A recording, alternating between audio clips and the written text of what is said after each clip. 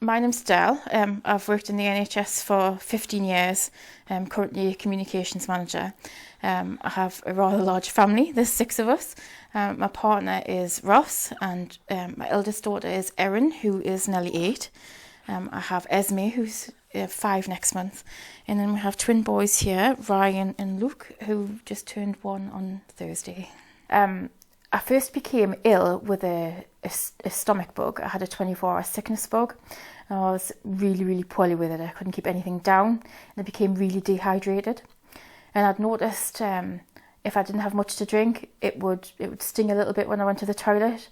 But then I would go and have a big drink, and it would go away. So I didn't think much of it. I just thought, oh, it'll get better. After that, I woke up through the night with a big pain in my head. It woke us up. I felt like I'd been hit on the side with a brick, and it was coming through to my eyes. My eyes felt sore. So I got up and I took some paracetamol and some ibuprofen and went back to bed, and didn't think any more of it. The next morning I woke up and I felt quite well. I was off for the day with twin babies, so I took them into work to show them off at work. I felt really, really thirsty there, so I took a big drink of water. But again, no alarm bells registered. By 2 o'clock though, I'd started to feel really, really ill. A headache had just come from nowhere. Again, it just felt like it wasn't there 1 minute and then bam, the next. It hurt to look at the light. My neck felt sore. My back felt sore. I felt like I had flu. So I took my temperature and it was 38.6, I seem to remember. So I took some more paracetamol and some ibuprofen. But I felt like ill. I thought, I'm going to go to A&E. I feel like ill. But by the time I drove there, the drugs had started to take effect. I had the babies with us. Like, they were starting to cry for their food.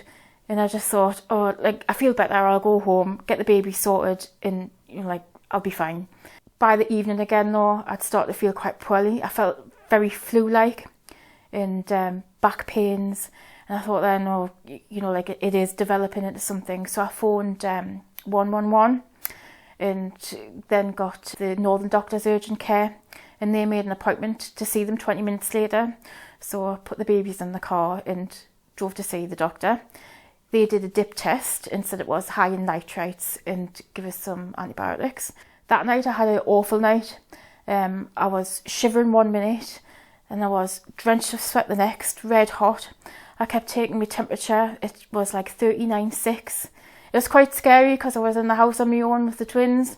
Phoned my childminder who came round, and she took one look at us and she was like, you need to go to the hospital. And of course I'm fine, I've got antibiotics, I'll be fine. I phoned in sick at work. That's very unusual for me. I never go in sick. We turned up at A&E, and when I was sitting in the waiting room, it was an hour's wait, and it seemed to be the longest hour of my life. Everything hurt, and just sitting in the chair hurt, and I had my head back and my eyes closed, and I was like breathing through my mouth, and I kept saying to Kelly, I'm really thirsty, I need a drink, and I was like draining. I must have had 6 or 7 cups of water, and like as soon as I finished one, I was like drinking another one. And she was saying, when have you last been to the toilet? And I hadn't been to the toilet in hours, and I thought, like, yeah, I'm ill. When I got to see the triage nurse, she straight away recognised how poorly I was, and she was reassuring us, saying like, we won't be very long, because I was saying to her, please help us. I knew how ill I was, and I felt like she recognised that, and she was really reassuring, and she said, we won't be long, we'll get someone straight through. The doctor did come straight through. It was within minutes, and they took us straight through into the resource room, and he was brilliant. He was reassuring. He knew what he was doing. He was confident. Within minutes, he said that I had an infection in my blood. Again, within minutes, I was getting treatment. I had antibiotics. I had fluids, and I couldn't have had better care. Between the triage nurse and all the staff in A&E, the nurses as well, they were brilliant. They were straight there. They were on the ball. They knew what they were doing. But I heard them say they had an ambulance coming in, and the person in the ambulance was very, very ill, and they had 2 people in the resus room and someone needed to be moved. And I remember saying, I'm okay, I can move. And he was like, no, you're not moving. And I thought then, oh yeah, this is not good. He didn't actually say you've got sepsis, but he said, I think you have an infection in your blood. So just by saying that, I knew what that meant. I didn't recognise any of the symptoms. I knew it meant septicaemia, but that's all I knew. I didn't recognise it in myself. So after that, I was taken to the emergency care unit and I stayed there overnight. And then after that, I was then transferred to Ward 18. I stayed there for 5 days until I was well enough to come off the intravenous drugs and be put onto oral antibiotics. I was lying in bed in the hospital, and they said it was that my temperature wasn't coming down, but it should have been by then. I remember texting my very best friend, who's a urology nurse, and I remember saying, Gail, am I going to die? And because it was really scary. And like when you're in hospital, days are long and you've got a long time to think and a long time to think, like, why was I so silly? Why did I put myself at risk?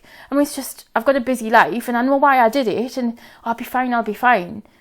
But I wasn't going to be fine. And I'm just really glad that when I got there, they knew what was wrong, because I didn't. I didn't know what was wrong. I knew there was something really wrong, but I didn't think I was ill as what I was. And I'll always be grateful for them, because like they just recognised straight away how bad I was, and they set work to get in as well. The thing that's been forefront in my mind is about the babies more than anything else. I've thought a lot about what would happen to Erin. She's of an age where she knows what was going on. When my mum told her I was poorly in hospital, she looked really upset. And just to even think about like a little girl that age being without her mum, it doesn't bear thinking about. But what has really hit home, I went through so much to have these babies. We had so many health problems. We had to have laser surgery when I was pregnant. They were born so premature. They really did fight for life. And I just thought, like, if I died, which I could have, they would never even remember us. All that, and they wouldn't know who I was. And that's really the thing that's stuck with us. My overall message would be thank you to the staff. The A&E team were amazing, and I don't think I could have been in better hands. They knew straight away what they were dealing with, and the treatment was just so quick. No one could fail to be impressed by them. They were absolutely perfect. They were spot on. So I think I'd like to see that doctor again and shake his hand and just say thank you, because 4 kids have got a mum because of what they did.